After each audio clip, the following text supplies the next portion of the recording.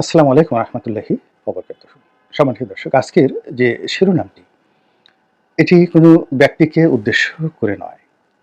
এই শিরোনামটি আপনার জন্য প্রযোজ্য হতে পারে, আমার জন্য প্রযোজ্য হতে পারে, অথবা যে কেউ যারা কিনা সফলতার একটা জায়গাতে পৌঁছে গিয়েছেন, অনেক শত্রু তৈরি করেছেন, অনেক প্রতিযোগী তৈরি করে ফেলেছেন এবং কাজকর্ম করতে গিয়ে ঝুঁকিপূর্ণ অসংখ্য কর্ম করেছেন।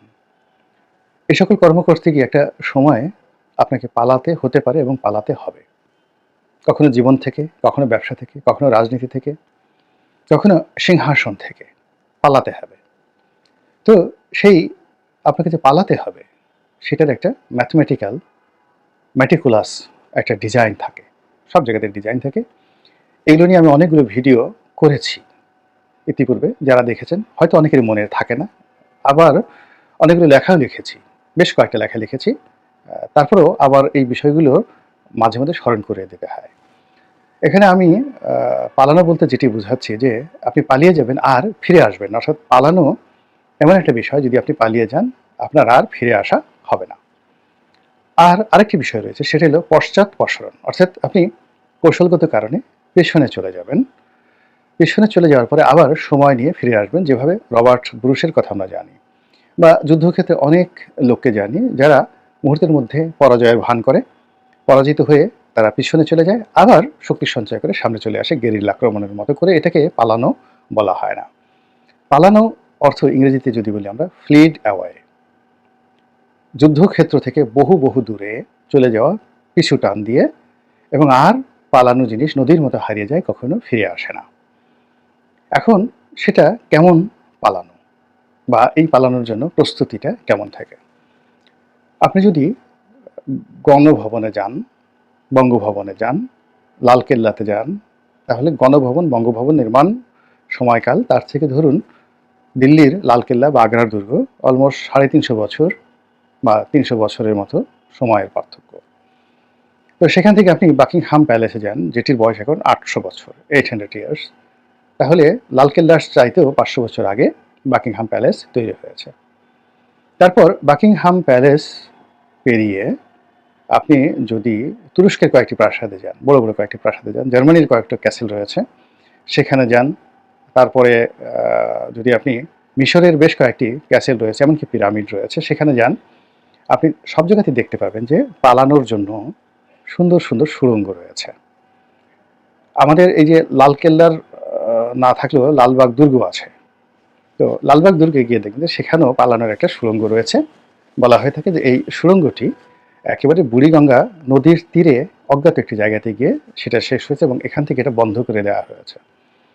বেশ কয়েকজন লোক বলার চেষ্টা করেছে যে এই সকল সুড়ঙ্গ পথে ভূত থাকে, প্রেত থাকে, দানব থাকে, দৈত্য থাকে, এবং ব্রিটিশ জমানাতে এই লালবাগ কেল্লার যে সুড়ঙ্গ পথ, এটির রহস্য উন্মোচনের জন্য ওখানে অনেকে ঢুকেছেন, কেউ আর ফিরে আসেনি। এমনকি শিকল দিয়ে হাতি বেঁধে সেই হাতি ছেড়ে দেওয়া হয়েছে। হাতি সেখান থেকে হারিয়ে গেছে, শিকল ফিরে এসেছে। এরকম কাহিনী আপনি লালবাগ দুর্গে গেলেই শুনতে পাবেন। তো এরপরে সেটি এখন মাটি দিয়ে বন্ধ করে দেওয়া হয়েছে, কিন্তু সুড়ঙ্গটা রয়ে গেছে। তাহলে বোঝার চেষ্টা করুন যে কিভাবে মানুষ পালায়। একইভাবে আপনি বাংলাদেশে যে বিখ্যাত সেন বংশ, বল্লান সেন, তো বল্লান সেন তিনি নদিয়াতে ছিলেন, রাজপ্রাসাদে ছিলেন, দুপুরে খাবার খাচ্ছিলেন। তো সেই তাদের যে প্রাসাদগুলো দেখবেন, বড় বড় প্রাসাদগুলো সবসময় নদীর তীরে হয়, সবসময় নদীর তীরে হয়।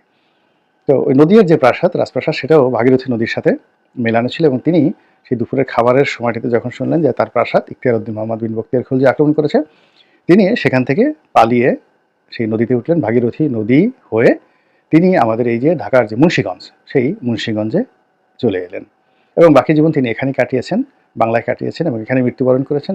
তিনি আর কখনো নদিয়াতে বা তার যে মূল রাজধানী, সেটাতে তিনি আর ফিরে যেতে পারেননি। এই হলো পালানোর ইতিহাস। তো কাজেই যারা ক্ষমতায় যায়, বিশেষ করে রাষ্ট্র ক্ষমতায় যায়, আমি অন্য জায়গাতে ভিডিওর পরিধি বেড়ে যাবে যদি ব্যবসা বাণিজ্য বা ব্যক্তিগত জীবন, প্রেম, ভালোবাসা, এই জায়গাগুলোতে যদি পালানোর কথা বলতে যাই, হয়তো কয়েক ঘন্টার সময় লাগবে। কাজেই আমরা রাজনীতিতে রাখি। রাজনীতিতে যারাই শীর্ষ পর্যায়ে উঠেছে একেবারে এখন পর্যন্ত, ইভেন আপনি যদি হোয়াইট হাউসেও যান, সেখানেও দেখবেন যে বাংকার আছে, মানে মাটির নিচে ভূগর্ভস্থ ঘর আছে।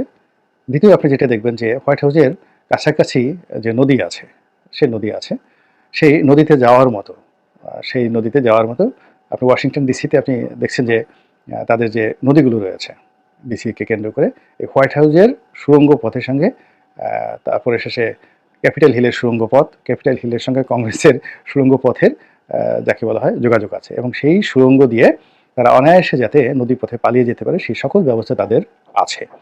তো এই যে পালানোর যে অবস্থা, এটা ধনী গরিব বড়লোক যারাই রাষ্ট্র ক্ষমতায় গিয়েছেন সবাই এই কাজটি করে ফেলেছেন।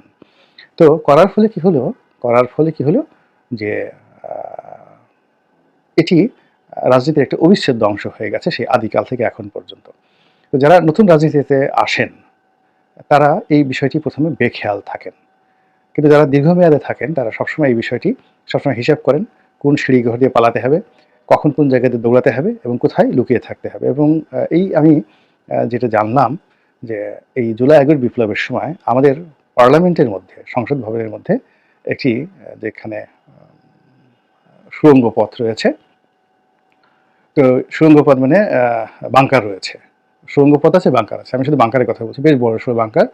সেই বড়সড় বাংকারে বেশ কয়েকজন মন্ত্রী, সংসদের বড় কর্তা, তারা সেখানে বেশ কয়েকদিন ওখানে লুকিয়েছিলেন এবং ভয়ে ওই গন্ধ মানে বমি করে সেই পুরো পরিস্থিতি ওখানে নষ্ট করে ফেলেছিলেন, সেই বাংকার টাকা সব নষ্ট করে ফেলেছিলেন। এইরকম বাংকার এবং সুড়ঙ্গ সবসময় থাকে। এবং আপনি দেখুন যে যদি প্রস্তুতি না থাকলো, প্ল্যান পরিকল্পনা না থাকলো, আপনি লক্ষ লক্ষ মানুষ গণভবনের দিকে আসছে, আর শেখ হাসিনা অত্যন্ত দৃঢ়চিত্তে সুন্দরভাবে হেলিকপ্টারে উঠে সেখান থেকে তিনি চলে গেলেন, পালিয়ে গেলেন। তো তার যদি মহড়া না থাকতো, ট্রেনিং না থাকতো, যখন মানুষের বিপদ আসে তখন মানুষের হাত পা কাঁপতে থাকে, গলা শুকিয়ে যায়, এবং তিনি যদি এই যে পালানোর যে মহড়া এটি না করতেন বা না দিতেন, তার যদি মানসিক প্রস্তুতি না থাকতো, তাহলে সেদিন তাকে হেলিকপ্টারে উঠানোই যেত না, তিনি উঠতে পারতেন না, এর আগেই তিনি সেন্সলেস হয়ে সেখানে পড়ে যেতেন। তো যার জন্য হয় কি যে যারা ক্ষমতায় আসে একটা নির্দিষ্ট সময় পর তাদেরকে পালাতে হয়, আর পালাতে না হলেও পালানোর জন্য বিকল্প ব্যবস্থা করতে হয়। তো কাজেই যারা ক্ষমতায় সারা দুনিয়াতেই রয়েছেন তাদের সবাইকে এই পালানোর যে জায়গাগুলো রয়েছে রাষ্ট্র কর্তৃক আছে, আপনার কোনো কিছু চিন্তা করতে হবে না, এগুলো সবই ডিজাইন করা আছে, ম্যাটিকুলাসলি ডিজাইন করা আছে। তো কোথায় বাংকার আছে, কোথায় সুড়ঙ্গ আছে, তারপরে আকাশপথে যেতে হবে, কোথায় নদী পথে যেতে হবে, কোথা দিয়ে স্পিড বোটে উঠতে হবে, সব জিনিসগুলোই কিন্তু এখানে করা আছে। কিন্তু আপনাকে শুধু এই বিষয়গুলো জানতে হবে এবং এগুলোকে মহড়া দিতে হবে। আদারওয়াইজ দীর্ঘমেয়াদে যারা ক্ষমতায় থাকতে চান তাদের জন্য এটি একটি বুমেরাং হবে।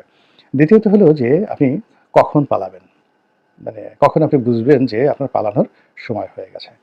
যখন দেখবেন যে আপনার ৫টি ইন্দ্রিয় ঠিকমতো কাজ করছে না, একা একা বসে দেখেন যে আপনি যা দেখছেন তা আপনার বিশ্বাস হচ্ছে না, এও হতে পারে যা দেখছেন, অথবা যা দেখছেন সেটার সঙ্গে আপনার মন মেলাতে পারছেন না, প্রতিটা মুহূর্তে যা দেখছেন তার সঙ্গে আপনার মন বিক্ষুব্ধ হয়ে যাচ্ছে। আপনার অনেক সিদ্ধান্ত, যেমন দেখা গেল আপনার হাত আপনার বিরুদ্ধে কথা বলছে, আপনার অজান্তে হাত আপনার গালের উপর থাপ্পড় মারছে। তো রাজনীতির ক্ষেত্রে এটা তখনই বিষয় যখন অধীনস্থ লোকজনগুলো যারা আপনার কথায় লেফট রাইট করবে, যারা আপনার কথায় আগুনে ঝাঁপ দেবে, যারা আপনার কথায় হুকুম তামিল করবে, সেই লোকগুলো যখন কাজকর্ম না করে উল্টো আপনার সঙ্গে বিতর্ক করবে, আপনি ধরে নেবেন যে তারা যাকে বলা হয় আপনার পালানোর যে পথ, এই পথটি করে দিচ্ছে। এটা আপনার পালানোর একটা প্রথম নমুনা। দ্বিতীয়ত যে আপনি যদি দেখেন সবাই আপনাকে শুধু দায়ী করছে, কেউ দায়িত্ব গ্রহণ করছে না।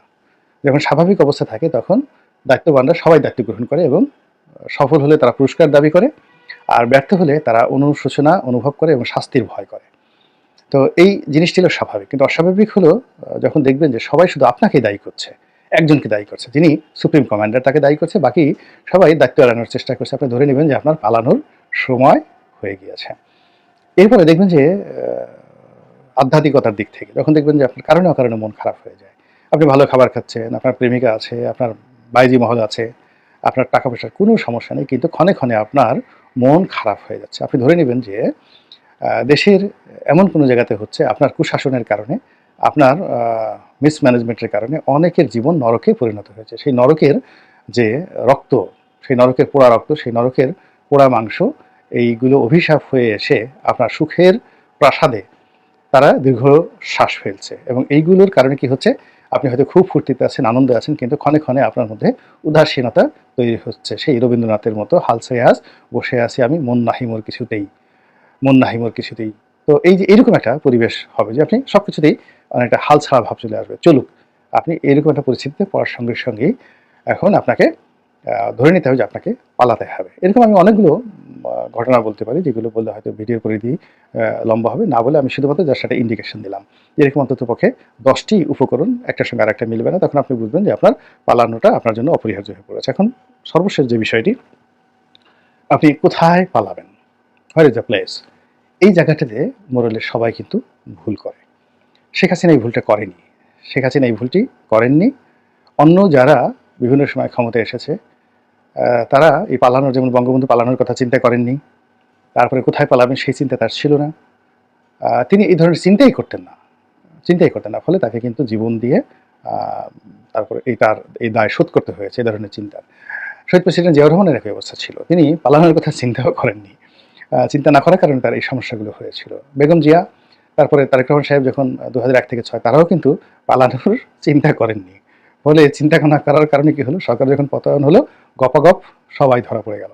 একটার পর একটা ধরা পড়ে গেল। কিন্তু সেই তুলনায় দেখেন আওয়ামী লীগ কত সুন্দর তারা পালানোর যেভাবে চিন্তা করেছে, তারা পালাবো না সেই কথা দৃঢ়তার সাথে বলেছে। আবার টুস করে কোন ফাঁকে যে ফুস করে পালিয়ে গেছে, আপনি আমি আমরা কিন্তু টের পাইনি। তো কাজেই ডেস্টিনেশন, মানে আপনার কর্মের যেমন একটা ডেস্টিনেশন থাকবে, পশ্চাৎপসরণের একটা ডেস্টিনেশন থাকবে, তার সঙ্গে সঙ্গে পালানোর জন্য আপনার একটা ডেস্টিনেশন থাকবে। আপনি যদি দেখেন যে আপনি সুন্দরবনে পালাতে পারছেন না, আপনি বান্দরবনে পালাতে পারছেন না, ভারতে পালাতে পারছেন না, পাকিস্তান আপনাকে আশ্রয় দেবে না, আমেরিকা, বিশ্বের ইউরোপের কোনো দেশ আপনাকে আশ্রয় দেবে না, তাহলে বুঝতে হবে যে আপনার পালানোর যেহেতু জায়গা নেই, আপনাকে এ দেশেই থাকতে হবে। ফলে এই দেশে যদি থাকেন তাহলে কোনো সুড়ঙ্গ আপনার জন্য কাজে আসবে না, কোনো বাংকার আপনার জন্য কাজে আসবে না। আপনাকে আপনার সুকর্ম দিয়ে, ভালো কর্ম দিয়ে পালানোর যে উপসর্গগুলো আছে সেই উপসর্গগুলো আপনাকে বন্ধ করতে হবে। আল্লাহ আমাদের সবাইকে হেদায়েত দান করুন এবং হেফাজত করুন। আসসালামু আলাইকুম ওয়া রাহমাতুল্লাহি ওয়া বারাকাতুহু।